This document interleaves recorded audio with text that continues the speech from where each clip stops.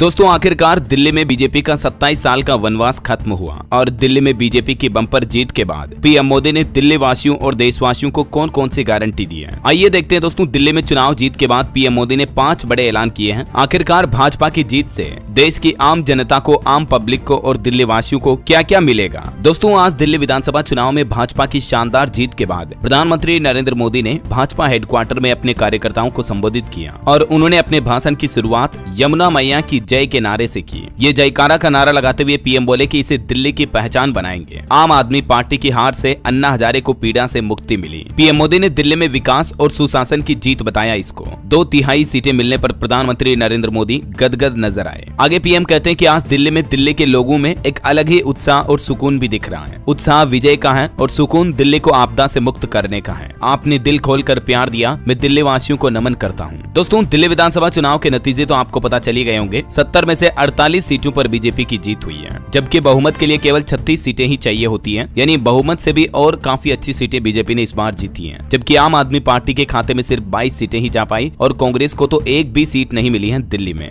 देखिए पीएम मोदी ने कहा कि जिन्हें घमंड था कि वे दिल्ली के मालिक हैं, उनका सच से सामना भी हो गया। दिल्ली के जनादेश से ये स्पष्ट होता है कि राजनीति में शॉर्टकट के लिए, झूठ और फरेब के लिए कोई जगह नहीं है। ये ऐतिहासिक विजय है। दिल्ली के एक दशक की आपदा से दिल्ली को मुक्ति मिली। दिल्ली में विकास, विजन और विश्वास की जीत हुई। आज आडंबर, अराजकता, अहंकार और आपदा की हार हुई। कांग्रेस के लिए भी प्रधानमंत्री कहते हैं कि आजादी के आंदोलन के वक्त जो कांग्रेस थी वो कांग्रेस अब नहीं है। आज कांग्रेस देश हित की नहीं है बल्कि अर्बन नक्सलियों की राजनीति कर रही है। अर्बन नक्सलियों का डीएनए घुसने के बाद कांग्रेस बर्बाद हो रही है। पीएम मोदी ने कहा कि राजधानी में देश की सबसे पुरानी पार्टी लगातार 6ठी बार खाता भी नहीं खोल सकी। ये लोग खुद को गोल्ड मेडल देते फिर रहे हैं, लेकिन सच्चाई ये है कि कांग्रेस पर देश बिल्कुल भी भरोसा करने को तैयार नहीं है। तो ये तो कुछ राजनीतिक बातें चीतें चर्चा हुई जीत के बाद, लेकिन अब जरा पहले ये समझिए कि दिल्ली वासियों को जीत के बाद क्या क्या फायदे मिलने वाले हैं। इलेक्ट्रिक बसें, दुर्घटना बीमा से लेकर रिवर फ्रंट तक। बीजेपी ने चुनाव से पहले ही अपने संकल्प पत्र के पार्ट 3 में भी दिल्ली वासियों के लिए कई घोषणाएं की थी। घरेलू गैस सिलेंडर पर 500 रुपए तक की सब्सिडी मिलेगी। होली दिवाली पर एक गैस सिलेंडर बिल्कुल मुफ्त मिलेगा। महिलाओं को हर महीने 2500 रुपए दिए जाएंगे। दिल्ली चुनाव को लेकर भारतीय जनता पार्टी ने जो अपना चुनावी घोषणा पत्र, जिसे हर बार बीजेपी संकल्प पत्र के नाम से जारी करती है,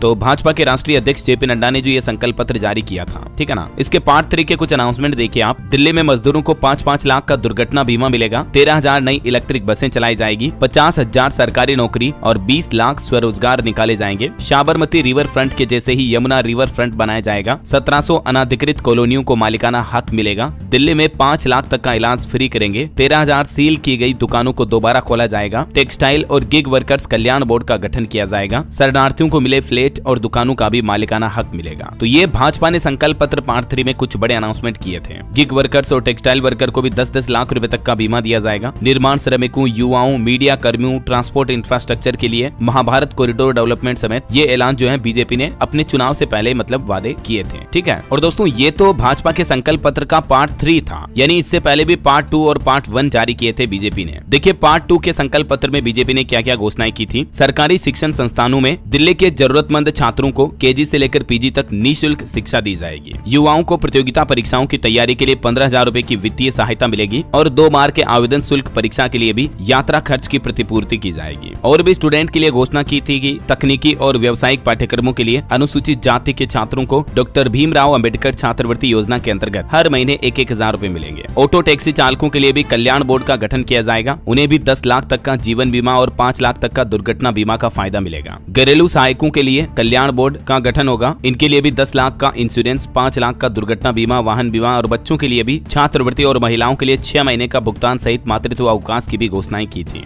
वहीं प्रधानमंत्री स्वनिधि योजना के लाभार्थियों की संख्या को भी दुगुना किया जाएगा, ठीक है ना। अब पार्ट 2 के बाद पार्ट 1 में देखिए भाजपा ने संकल्प पत्र में कहा था महिलाओं को हर महीने 2500 रुपए की मासिक सहायता मिलेगी। 500 रुपए में एलपीजी गैस सिलेंडर दिया जाएगा और वरिष्ठ नागरिकों के लिए भी 2,500 रुपए हर महीने पेंशन की घोषणा की है। अब ऐसे में दोस्तों दिल्ली के लिए जो ये घोषणा और वादे किए थे बीजेपी ने, आखिरकार बीजेपी जीत भी चुकी है। ऐसे में जाहिर सी बात है दिल्ली वासी अगर इन घोषणाओं के पूरा होने की उम्मीद और आशा भरी नजरों से अगर बीजेपी से इन वादों की अपेक्षाएं करें तो ये बिल्कुल भी गलत नहीं होगा। अब देखना ये होगा कि क्या बीजेपी, क्या देश के प्रधानमंत्री नरेंद्र नरेंद्र मोदी की सरकार दिल्ली वासियों के लिए किए हुए इन वादों को पूरा कर पाती है या नहीं, और आखिर पूरा किए जाते हैं तो कब तक? क्योंकि अक्सर कई बार देखा जाता है राजनीतिक पार्टियां चुनाव से पहले तो बड़े बड़े वादे कर देती हैं, लेकिन फिर ये वादे खोखले निकल जाते हैं। खैर, इस बार दिल्ली की जनता ने बीजेपी सरकार पर अपना विश्वास जताया है और हम सबको उम्मीद भी है कि दिल्ली वासियों का ये विश्वास बना रहेगा। केंद्र की नरेंद्र मोदी सरकार उनके इस विश्वास को नहीं तोड़ेगी। हालांकि अब बीजेपी की जीत के बाद देखना ये बड़ा ही दिलचस्प होगा कि आखिर दिल्ली की राजगद्दी पर राज तिलक किसका होता है, मतलब दिल्ली का नया मुख्यमंत्री कौन बनेगा। वैसे आपकी क्या राय है दोस्तों, दिल्ली का सीएम कौन होना चाहिए अब बीजेपी की जीत के बाद? आपकी राय विचार मुझे नीचे कमेंट करके बताइएगा जरूर।